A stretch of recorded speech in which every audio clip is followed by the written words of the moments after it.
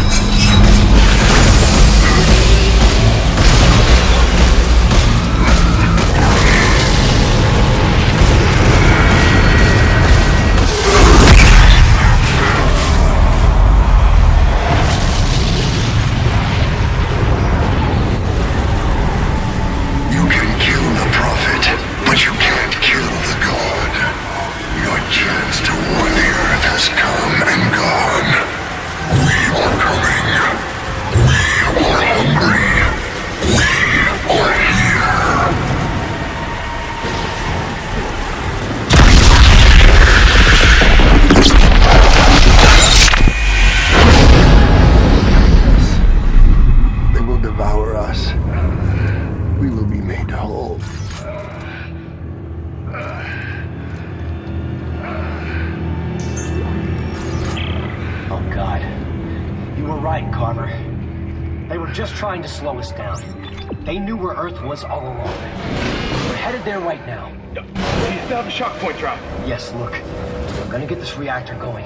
Get to the bridge as fast as you can and get it prepped for flight. Hey, we're doing this? Yeah, Carver. We're going home.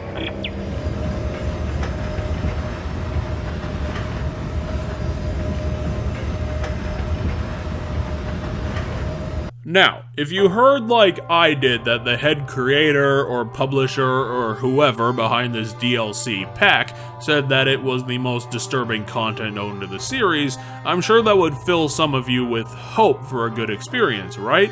Well, in practice, most disturbing content actually meant they were gonna stuff the chapter full of hallucination sequences, and that's about it. One of the hallucinations built with the idea of the Dead Space 2 final hallucination sequence was this one extra-dimensional map seen about 3 to 5 times in the one whole chapter. That's the one cop-out with these hallucination-based fictional worlds. Anything can make sense because it's a magic hallucination, so we can just cheat and reuse old gameplay to fill in the extra space, right? That's kind of what it felt when you revisit this same place so many times within the time the DLC gives you. And the other thing is this goddamn Prophet character that Visceral made for this DLC, who, up until this point, was completely invincible in a way that was somehow more annoying than the Ubermorphin Hunter's invincibility. Rather than get torn up or incapacitated when he's shot, he just eats every shot like they never existed, and you aren't allowed to know whether or not you're doing anything.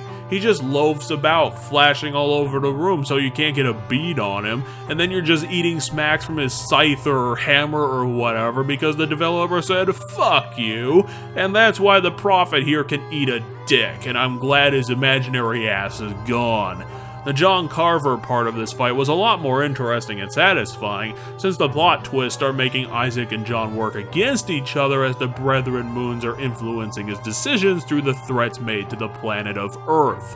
This leads to a face-to-face confrontation, and because Isaac's head is all mushy now beyond the usual mushiness, it becomes the diluted boss fight with John Carver being turned into a 4-way clone delusion that Isaac has to fight, and it's a great, clever concept. There are clones of John all over the place, one of them is real and the other are shades, and you have to fire your way through all of them hoping to hit the real one, and since the Carvers aren't constantly ganging up on Isaac, this ends up making it perfect for the frantic mental breakdown that Visceral is trying to design. The one thing that makes me not like it is that apparently John Carver never actually came out of the room to fight Isaac at all, and I'm not saying that the plot should have required this to be a duel to the death, but you could have at least had John shaking him or something. I mean, jeez.